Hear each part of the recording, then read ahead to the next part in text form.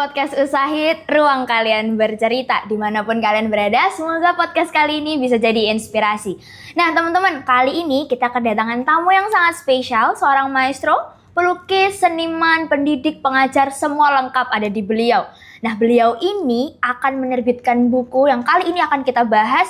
Aku sudah punya sedikit penggalannya, judul bukunya Lebih 40 Tahun Berkiprah di Solo, Lalu Jadi Apa? Daripada kita kelamaan, mari kita sambut Bapak Arfial. Selamat pagi Bapak. Pagi. Gimana ini kabarnya hari ini? Baik sekali. Wah, saya sebagai murid atau mahasiswanya Bapak sudah lama banget gak ketemu. Iya. Jadi agak rindu berbincang kali ya mungkin bahasanya. Oke Bapak, sebelum kita bahas buku terbarunya, saya mau mengilas balik. Kemarin saya udah baca penggalannya. Di sini tertulis bahwa katanya masa kecilnya Bapak ini pindah-pindah katanya. Itu benar nggak? Kalau benar boleh dong diceritain Bapak. Kira-kira gimana sih waktu masa kecil pindah-pindah pengalamannya? Terus pindahnya kemana aja gitu? Ya pindah-pindah karena dulu ayah saya itu seorang prajurit tentara. Jadi sering dipindah tugaskan. Ya. Mulai dari Palembang, Sumatera Selatan. Sumatera Selatan itu di awal tahun 50-an ayah saya itu. Kemudian yang saya mulai ingat pada saat saya ada usia 3 tahun, itu ayah saya dipindah ke sebuah danau. Di Sumatera Selatan, namanya Danau Ranau. Nah di situ ada pangkalan udara. Pangkalan udara. Iya, jadi ayah saya itu kan Auri ya. Nah kita tinggal di situ. Dia. Ada pengalaman apa nih di situ? Nah di situ alamnya sangat indah. Ya, indah sekali. Danaunya, ada sungainya, ada sawah-sawah, pepohonannya masih rimbun dengan masyarakatnya tentunya yang masih masyarakat desa lah ya. Masih ramah satu sama lainnya ya. Nah disitulah beberapa tahun saya bermukim dengan orang tua. Berarti sejak 3 tahun ya Bapak? Ya, waktu itu masih usia 3 tahun sampai sekitar umur 9 tahun. 6 tahunnya lumayan lama berarti ya, lumayan lama di sana. Lumayan lama. Akhirnya saya menikmati betul suasana alam pedesaan yang begitu indah dan subur itu gitu ya. Nah kemudian ayah saya dipindah lagi. Pernah dipindah ke Makassar. Dari Sumatera Selatan ke Makassar. Kemudian dipindah lagi terakhir pulang ke Medan. Oh aslinya Medan. Iya, aslinya saya Medan ya. Saya lahir di Medan tanggal 11 Juli tahun 50. Iya, jadi besok ini berlanjut di besok saya sudah 76 tahun. Betul. Wow. Iya. Jadi ya itulah tadi pindah-pindahnya tuh karena ikut orang tua. Tadi Bapak sempat mention bahwa menikmati keindahan alam nih, ya kan? Iya. Nah, sebagai orang yang menikmati, apakah hanya dinikmati atau ada efeknya ini nanti? Tentunya efeknya kita merasakan betul keindahan alam itu, bagaimana alam yang masih segar, masih indah, masih subur itu berdampak kepada kehidupan kita. Betul. Ya, kita menikmati bagaimana suburnya tanaman padi, misalnya waktu itu saya juga ikut bermain-main ke dalam sawah. Masuk ke sawah juga? Iya, di sawah penduduk ya. Ya, karena kami tinggalnya kan di asrama ya, tapi di tetangga kami kan penduduk, ada yang bertani. Ya, itu kita dampaknya ke situ. Saya merasakan betul bahwa alam itu memberikan kenikmatan lah ya. Betul. Bagi manusia. Itu memberikan kehidupan bagi manusia. Kalau dampak sebagai Bapak yang seorang saya sebutkan tadi sebagai seorang seniman itu, apakah itu membentuk karena lihat oh indah nih, oh bagus banget, terus kemudian jadi tertanamlah belajar menggambar atau seperti apa? Mungkin salah satunya mungkin yang dikatakan bakat ya. Oh oke. Ya mungkin Berarti dikatakan ada keturunan bakat. atau bagaimana? Tidak? Kalau keturunan langsung sih tidak ya, karena ayah saya itu seorang tentara tapi sebelumnya dia mantri kesehatan. Wow. Mantri kesehatan, bukan tentara langsung militer gitu ya. Nah, tapi ayahnya, Berarti kakek dari kakek bapak saya ya? yang namanya Abdul Hakim, ayah saya kan Arsad. Ya. Nah, Abdul Hakim itu kakek. Itu dulu seorang, kalau sekarang disebut arsitek. Oke. Iya. Jadi tentunya kan menggambar ya. Betul. Nah mungkin di situ. Apakah pernah melihat beliau langsung menggambar, jadi senang atau secara nggak langsung bakat aja keturunan yang gitu, keturunan atau bagaimana? Tidak, karena waktu beliau sudah nggak ada, saya itu sudah tidak sempat menemui beliau, sudah lama meninggal gitu ya. Tapi mungkin itu hanya bakat yang menurun aja ya, mungkin ya. Dan ayah saya pun kelihatannya juga senang menggambar waktu kecilnya. Oke. Saya pernah lihat itu sket yang dia buat. Hanya tidak bekerja di bidang itu mungkin ya. Tidak bekerja di bidang itu. Kemudian saya ada menemukan fakta menarik bahwa sebenarnya Bapak sempat kuliah jurusan teknik sipil nih. Agak melentang jauh ya ternyata. Katanya dulu di ITB atau bukan? Iya, di Unsri, Universitas Sriwijaya Palembang. Berarti di Sumatera dulu. Baru ke ITB-nya masuk seni rupa. Oke. Boleh dijelasin nggak nih Pak, diceritain dikit momen apa yang memutuskan kayak dari teknik sipil kemudian pindah ke seni ini? Agak jauh sekali ya. Jadi gimana ceritanya? Ya itu, jadi setelah masa kecil itu senang menggambar, mulai SD, SMP, SMA, senang menggambar ya. Bahkan dari kesenangan menggambar, bahkan sudah sampai dikatakan melukis lah ya. Ayah saya juga waktu itu respect melihat saya senang menggambar ya. Sehingga satu saat itu saya belajar di Sanggar, di Medan ya, Sanggar Sekar Gunung namanya. Nah, iklim Sanggar itulah yang membuat saya menjadi semakin dekat dengan melukis. Tiba-tiba saya ingin menjadi seorang pelukis.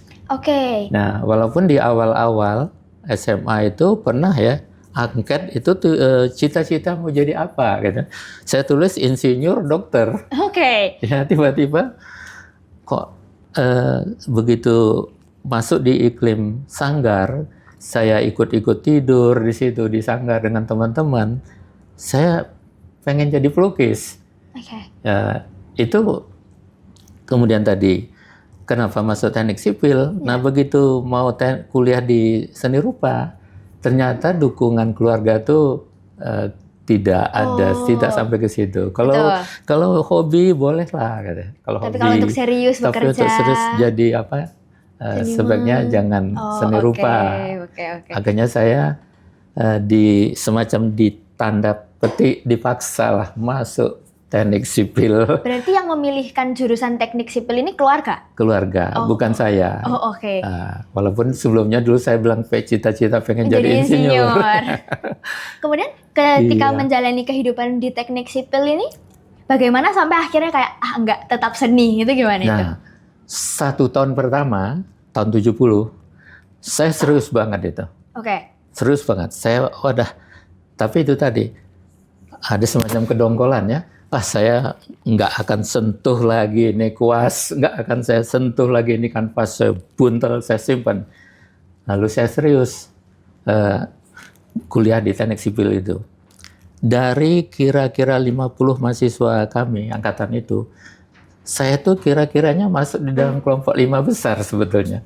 Berarti lumayan berprestasi dong sebenarnya gitu di bidang teknik sipil ini. Iya, dari 5 besar itu ada beberapa teman saya yang sukses itu di Bengkulu, dia jadi kepala dinas PU ya, di Jambi, di apa itu mereka ya, itu teman-teman saya. Tapi sesudah 1 tahun pertama itu saya serius, saya mulai kembali Rindu. rindu. Oke, rindu. Megang kuas itu. Akhirnya kuas dan cat itu saya buka lagi. Saya mulai melukis lagi. Dari situ mulai. Iya, sesudah Oke. 1 tahun itu ada kerinduan. Saya mulai melukis lagi. Dan kebetulan di tahun kedua kuliah, itu situasi kuliah waktu itu kami memang tidak begitu kondusif. Oke. Ya, seringkali dosen tidak masuk ya. Betul. Jadi Ya, itu juga membuat semangat saya untuk kuliah di teknik sipil waktu itu Menurun? agak kendor. Oh, Ya, oke. menurun. Akhirnya saya tidak masuk kuliah, saya bolos. Dan satu saat ayah saya bertanya, kabarnya sering bolos ya? Iya, saya bilang, kenapa? Ya, saya katakan, saya tuh sebetulnya kurang berminat lah ya ke teknik sipil. Lalu ayah saya bilang, lalu kalau gitu apa betul pengen tetap masuk seni rupa? Saya bilang iya, kalau boleh. Ya boleh, mau kemana? Saya pengennya ke ITB, ke Bandung. Oke. Dari Sumatera ke Bandung. Ke Bandung langsung, dari Palembang itu ya. Kenapa memutuskan, kenapa waktu itu pengennya ke ITB, Pak? Nah, ada 2 pilihan. Pertama, waktu saya masih SMA ya, saya kan belajar melukis di seorang pelukis, dia orang Jogja, ya, namanya Heru Wiryono. Sementara di sekolah, guru menggambar saya, itu dia orang Medan ya, marganya Siregar. Itu pernah punya murid yang namanya Ade Piros, yang kelak menjadi salah satu dosen seni rupa ITB dan juga seorang maestro. Dia berpesan, kamu berbakat, Arfial.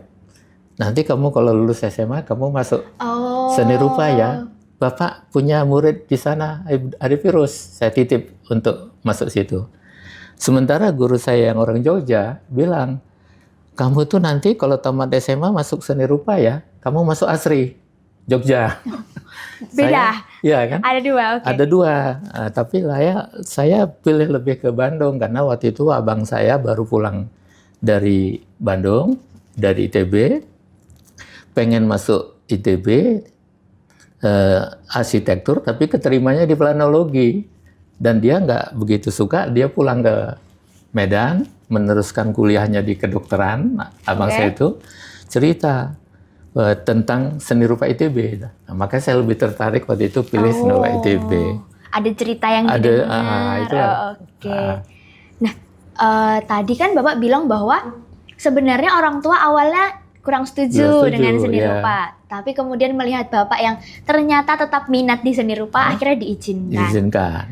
Itu melewati proses yang panjang kah? Atau ternyata ada tantangan lain atau seperti apa? Tantangan di awal perpindahan itu maksud saya. Nah, di awal perpindahannya gini, situasi keluarga kami waktu itu, ekonominya tidak baik-baik saja. Oke. Sehingga waktu saya disarankan tidak masuk seni rupa, saya juga salah satunya kenapa saya manut, kata orang Jawa, manut aja. Saya mikir kalau saya nanti sekolah ke Bandung, kan butuh biaya khusus. Betul. Jadi saya dalam hal ini ngalah dan ya udah. Tapi begitu saya diizinkan, tantangannya ke depan, saya akan menghadapi bermacam tantangan sesulit apapun.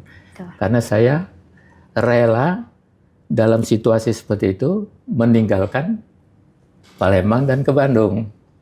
Makanya banyak tantangan yang saya hadapi, itu saya harus rela gitu. Ada yang paling berkesan nggak Pak, sampai ingat banget sampai sekarang, oh dulu tuh begini gitu.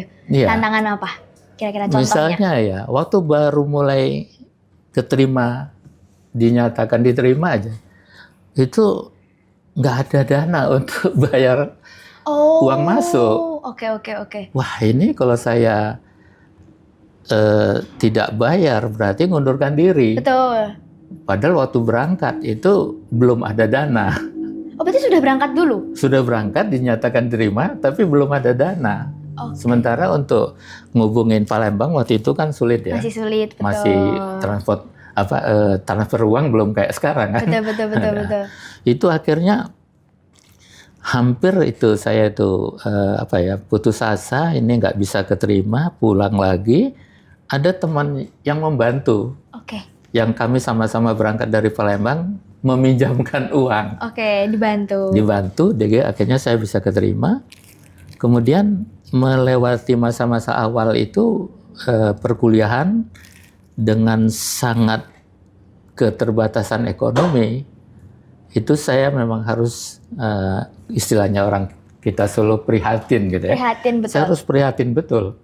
Jadi bagaimana saya misalnya memanfaatkan betul kertas gambar satu lembar pun. Betul, saya bisa paham karena sebagai anak DKV saya tahu bahwa bahan-bahan seni ini mahalnya, minta ampun. Betul. Iya kan, belum lagi nanti ada cat posternya. Betul, catnya beda-beda, beda merek harganya beda sudah. Merek, ya. Betul. Nah itu tantangan pertama saya. Saya dengan kondisi seperti itu, lalu ya salah satunya, saya tahan nggak makan ya.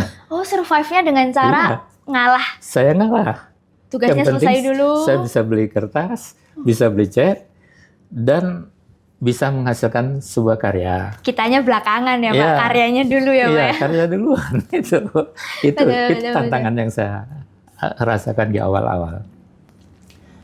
Dan terhitung berarti sudah lebih dari 40 tahun ya Bapak ada di Solo berarti? Iya betul ya? Iya, sejak tahun 81 awal. Berarti sudah lebih dari 40 tahun Bapak menjalani sebagai pendidik sekaligus seniman berarti? Iya. Beriringan berarti kan, karir ini dua-duanya beriringan. Berarti awalnya Bapak langsung ke Shahid kah sebagai dosen atau ada perjalanan sebelumnya lagi? Pertama kali ke Solo itu bagaimana? Waktu ke Solo itu kan sebetulnya karena berkali-kali diajak oleh UNS menjadi dosen di UNS ya.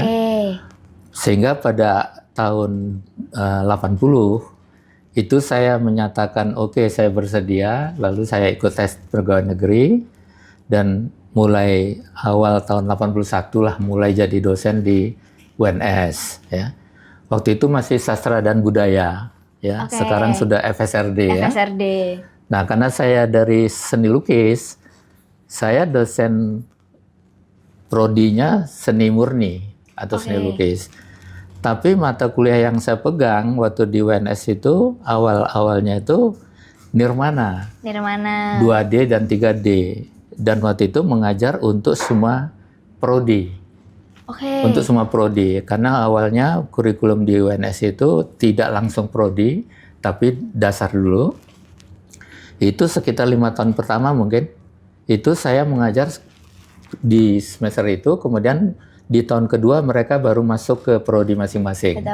Ya, sehingga saya mengajarnya itu sebetulnya karena itu mata kuliah dasar umum ya, mengajar anak interior, mengajar anak DKV, anak seni murni dan seterusnya ya, karena mata kuliah itu memang mata kuliah dasar umum. Tapi selain dari mata kuliah Nirmana, saya juga mengajar menggambar bentuk, sketsa, menggambar manusia. Nah, sementara kalau di studio atau di prodi saya mengajar mata kuliah seni lukis. Ya itu. Jadi lalu baru di tahun 2010 itu pada saat Pak Sugeng diminta jadi ketua prodi DKV Ushahid. Dan waktu itu akan ada akreditasi lalu menyatakan diri sebagai namanya fakultas ya. Itu saya diajak oleh Pak Sugeng, yuk ikut bantu ngajar di Ushahid. Nah, jadi tahun 81 saya sudah jadi dosen di UNS PNS. 2010 saya mulai ikut mengajar di Ushahid. Pertama ya hanya mengajar mata kuliah Nirmana lagi. Ya, dan waktu itu angkatan 2010 itu terdiri dari angkatan 2009 ya, di tahun itu mahasiswanya hanya 4+5, artinya yang 5 orang itu angkatan 2009 dan 4-nya angkatan sebelumnya. Masuknya di 2010. Jadi baru 9 orang. Nah, itu saya pertama ngajar. Nah, jadi sampai saat ini mungkin sudah 15 tahun ya. untuk diusahain. Betul, 15 sampai Untuk- 16 tahun lah ya. Untuk diusahain. Sekitaran itu. Ya itu. Berarti Bapak ini sudah mengajar sampai sekarang masih nirmana Masih kan? Berarti? nirmana, iya. Bapak, saya sebagai Mm-mm. mahasiswa Bapak, saya tuh pusing sekali setiap kali disuruh ngerjain nirmana, Pak. Mm-mm. Saya tuh kalau ada mata kuliah Bapak dulu tuh ini gimana ya, warna semua. Iya. Bapak kan detail sekali kan dalam Iya. menilai kan benar-benar semua dilihat satu persatu Iya. gitu. Ah, ah. Bapak sebagai pengajar ada fase bosan nggak sebenarnya kayak aduh nirmana lagi atau karyanya maksudnya setiap tahun kan pasti banyak yang sama kan sebenarnya karena anak-anak sekarang pasti nyari idenya entah di Google entah di media sosial atau apapun itu yang muncul kan pasti kurang lebih mirip-mirip gitu. Iya. Sebagai pengajar akan tetap menemukan perbedaannya dari satu persatu hingga tidak bosan atau sebenarnya pernah aja untuk di fase bosan gitu. Mungkin kalau dikatakan bosan tidak ya, karena bagaimanapun kita mengajarkan sesuatu yang semakin kita kuasai, kita akan mengajar itu lebih mudah. Betul. Ya, sehingga ada improvisasi dan sebagainya itu juga akan lebih mudah.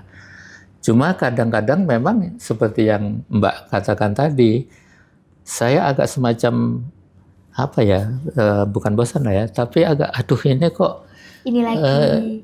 apa ya, ini kan saya lihat ini ada di YouTube, ini ada di sana, kok tiba-tiba muncul kayak gini. Jadi ini ya, mahasiswanya bukan terinspirasi tapi tidak dimodifikasi langsung diplek ketiplek gitu kali ya bahasanya ya. Dan biasanya lalu saya katakan kepada mahasiswanya, kalau sekedar hanya copy paste, Anda tidak dapat apa-apa. Anda kan di sini salah satu tujuan dari belajar nirmana, di tujuan keempat yang saya katakan bahwa mengembangkan kreativitas. Betul. Jadi kalau cuma niru aja jadi seorang tukang tiru ya. Hanya copy paste ya. Iya, makanya tapi saya tetap nggak bosan gitu ya. Dan setiap tahun walaupun dari tahun ke tahun itu masih manual, saya tetap menemukan keunikan-keunikan baru dari karya-karya Ada ciri-ciri khasnya masing-masing berarti ya. Ya, karena mereka itu dalam zaman yang berbeda. Betul, betul. Nah, jadi tetap saya tidak pernah merasa bosan. Bahkan semakin saya menguasai bidang itu, saya akan lebih mudah menularkannya. Oke. Menularkannya. Karena itu ya saya lebih mudah melihat perkembangan waktu zaman dulu, yang sekarang itu kok sekarang kayak gini gitu ya. Dan saya selalu memang ya tuntutan zaman mereka memang nggak bisa dikatakan dipaksakan harus seperti zaman dulu gitu. Betul. Ya. Itu saya tetap bisa menyadari itu, memahami lah gitu. Nah, sebagai mahasiswa Bapak nih, Iya. saya tuh memperhatikan bahwa Bapak itu punya apa ya bahasanya tuh buku pegangan kuliah gitu kan. Iya. Nah, sebagai orang yang menghidupi dua karir berdampingan, bagaimana Bapak tetap menjaga dan membagi waktu untuk bisa tetap produktif di keduanya. Jadi sebagai pendidik juga menyiapkan materi dengan baik. Terus sebagai seorang seniman juga, karena yang saya lihat Bapak ini lumayan rajin dalam tanda kutip rajin untuk berpameran. Iya. Jadi kan bahannya selalu ada terus. Iya. Membagi waktu kan untuk satu karya itu tidak mungkin satu hari jadi gitu kan Iya. sebenarnya. Jadi kayak membagi waktunya itu kan perlu manajemen waktu yang baik. Nah, cara Bapak membagi waktu itu seperti apa? Oke, sebelum saya jawab ke situ ya, tentang buku pegangan kuliah tadi. Betul. Itu saya tulis tahun 83. Oh, 1983. Karena wajib oleh rektor UNS waktu itu Pak Dr. Prakoso, setiap dosen harus menulis buku pegangan kuliahnya. Nah, sejak itu buku pegangan kuliah itu saya pakai untuk mengajar, ya, karena disusun memang semacam modul gitu ya, bukan buku teks, ya, sehingga buku itu memang saya ambil dari berbagai sumber untuk mengajar, ya. Jadi kemudian tentang seiring dengan berpameran itu karena di dalam tekad saya sejak awal, pada waktu saya memilih bersedia jadi pendidik, saya akan tetap bertahan, bertekad menjadi pelukis. Oke, jadi tetap Jadi, memang berdampingan. Iya, Niatnya berdampingan. dari awal sudah berdampingan. Sejak awal pokoknya saya mau ke Solo jadi dosen, tapi jangan semacam diberi hambatan saya sebagai pelukis. Oke. Jadi saya akan jalan seiring. Nah, itulah sebabnya saya bisa membagi waktu gitu. Pada waktu saya sebagai pelukis, saya harus concern ke sebagai pelukis. Tapi waktu saya ngajar, saya harus sepenuh hati saya sebagai pendidik. Berarti pintar membagi diri mungkin bahasanya ya. Ya, itu yang penting memang di situ tadi. Ternyata bagaimana kita harus bisa memanage waktu. Betul. Itu yang paling penting. Dan saya perhatikan tadi Bapak sempat mention bahwa Bapak memutuskan untuk berdampingan, Iya. gitu kan. Nah, menurut Bapak sendiri sebagai seorang pengajar dan juga sebagai seorang seniman, seberapa penting Nah, sinergi antara dunia akademis di kampus dengan di luar kampus? Karena Bapak Iya. kan rajin pameran segala Iya, macam, terus juga membagikan ilmu. Nah, sebagai Ah. saya nih perlu tahu bahwa sebagai mahasiswa seberapa penting ilmu yang saya terima di kampus untuk dikeluarkan di pameran atau Iya. dijadikan sebuah karya itu seberapa penting gitu. Nah, gini. Jadi pada waktu UNI saya kan jadi dosen seni rupa. Betul, Seni rupa ini kan yang penting itu karya, betul. bukan teori. Ya. Tapi karya. Nah, sejak pada waktu saya memutuskan akan jadi dosen seni rupa, saya harus tetap berkarya. Itu prinsipnya. Sehingga antara teori di kampus dengan berkarya di luar itu harus Seimbang. seimbang atau sejalan, bahkan mungkin saling mengisi. Nah, kadang dunia kampus ketinggalan, dunia luar lebih duluan, ya, atau kadang dunia luar yang lebih ketinggalan, dunia kampus lebih dulu. Nah, ini saya sebagai dosen kadang memberi masukan keluar, atau saya juga mengambil sesuatu yang di luar untuk mendapatkan masukan ke dalam. Nah, itu karena itu saya sejak awal itu sudah berpikir pada situ, pada waktu saya memilih jadi dosen, karena dosen seni rupa bukan dosen teori yang lain-lain ya. Seni rupa harus berkarya. Kalau nggak berkarya, ya nggak usah jadi orang seni rupa ya. Betul. Itu. Namanya seni hasilnya Ya, juga karya harus pasti ya, gitu. betul. Itu salah satu pertimbangan saya. Nah, yang saya tahu Bapak ini kan tadi kita sempat bahas bahwa lumayan rajin nih berpameran. Iya. Jadi Bapak juga bilang bahwa seorang yang bergerak di bidang seni hasilnya memang karya gitu. Iya. Dari sepanjang perjalanan Bapak, menurut Bapak penghargaan tertinggi atau gimana ya bahasanya? Suatu hal yang jadi momentum terkesan sepanjang sejarahnya Bapak berkarya itu yang mana gitu mungkin bahasanya? Ya, mungkin yang terakhir sebagai puncaknya itu karya saya diakui sebagai karya masterpiece ya. Salah satu dari koleksi Galeri Nasional Indonesia. Oke, itu karya yang mana Bapak? Karyanya judulnya Suasana Pedesaan dalam Latar Merapi Merbabu. Oh, ya, oke. Itu ada di buku koleksi Galeri Nasional. Itu yang paling berkesan. Di tahun berapa kalau boleh tahu? Karya itu dikoleksi oleh Galnas tahun 2010. Tahun 2010. Kemudian bukunya diterbitkan tahun 2012. Oke, Buku kumpulan karya masterpiece koleksi Galeri Nasional Indonesia. Salah satunya lukisan saya. Oke. Perbincangan kita sebelumnya perihal buku nih. Katanya Bapak mau merilis buku tentang perjalanan Bapak lebih dari 40 tahun. Saya lumayan salah fokus dengan judulnya. Karena tulisannya lebih 40 tahun berkiprah di Solo, lalu jadi apa? Lah, Bapak sebenarnya mau membahas tentang apa di buku ini sebenarnya? Nah, itu ya. Sebetulnya bukan mau dirilis itu. Saya baru nulis saja. Oke. Entah kapan dirilisnya belum tahu. Tapi judul itu, kan itu ada tanda tanya besar. Betul. Lalu jadi apa? Nah, saya tuh mempertanyakan diri saya sebetulnya. Lebih dari 40 tahun saya di Solo itu, saya berkiprah mulai dari dosen di UNS, dosen di sini, ikut pameran, ikut menggiatkan pameran di Solo. Tapi sebetulnya apa sih yang saya dapatkan lah katakan. Lalu saya katakan, mau jadi apa sih sebetulnya saya? Hanya sebatas itu sebuah pertanyaan karena Saya belum yakin juga bahwa apa yang sudah saya berikan betul-betul bermanfaat bagi masyarakat Solo selama lebih dari 40 tahun itu, gitu. Atau mungkin itu sebetulnya bermanfaat, tapi mereka-mereka, termasuk teman-teman saya pelukis yang ada di Solo, mungkin kehadiran saya juga nggak memberikan manfaat apa-apa. Bermanfaat lah pasti lah. Itu. Jadi bagi saya itu masih sebuah pertanyaan. Itu kenapa judulnya itu. Oh, oke. Ini kenapa malah bertanya gitu kan judulnya, ternyata bertanya pada diri sendiri mungkin ya. Oke.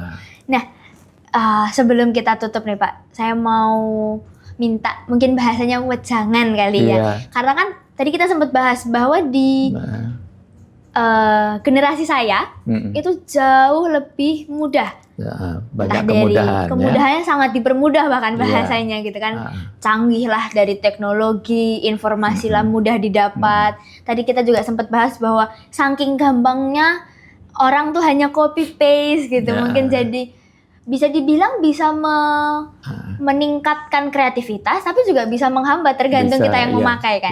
Nah, menurut Bapak dan pesan Bapak nih untuk anak-anak di zaman sekarang, sebagai mungkin kalau di kampus ini mungkin di mahasiswa DKV dan desain interior lah yang Bapak ajar, betul?